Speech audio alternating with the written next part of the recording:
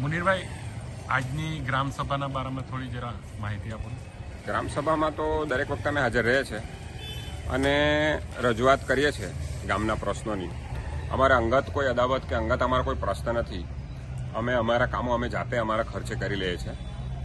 પરંતુ એવું છે કે નાના નાના કામ છે ગામના તે થવા જોઈએ. અમારા ગ્રામ પંચાયતની વાર્ષિક આવક 1 કરોડ રૂપિયા છે. ગ્રામ પંચાયતને વેરાની આવક તો એ યોગ્ય જગ્યાએ વપરાવવું જોઈએ. જેવી રીતે આ ગાર્ડન ખુલ્લું કરવા મેં રજૂઆત કરી છે આજે કે આ લોકો માટે છે. આ જે લોકશાહી છે લોકોની, લોકો વડે લોકો માટે. તો એ આ ગાર્ડન ખુલ્લું રાખે, અહીંયા બોર્ડ મારે કે ભાઈ આ જાહેર જનતામાં આવી શકે. એમાં શું છે? બીજી વસ્તુ કે આ જો તમે આ બાજુ બતાવો જરા 2 મિનિટ માટે. આ જે પોસ્ટ ઓફિસનું મકાન છે એ પોસ્ટ ઓફિસનું મકાન હંગામી ધોરણે કામ ચલાવ બજાર વિસ્તારમાંથી અહીંયા આપેલું છે.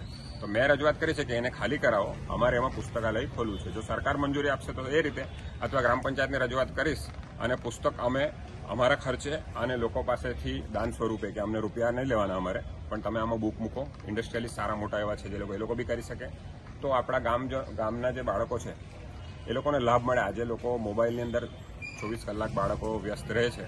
તો થોડુંક આને પુસ્તકમાંથી એ લોકો જ્ઞાન મેળવે અને બીજા વડીલો બી આવી શકે. આ રીતે રજૂઆત છે. અને બાકી તો પછી જે ગામના જે પ્રશ્નો છે, અને એક ખાસ વાત કે ગ્રામ પંચાયતમાં જે બી ચર્ચા થાય, કામો થાય, મંજૂરી મેળવીને સરપંચ અને તલાટી કામ કરે, એમાં અમારો કોઈ વિરોધ નથી.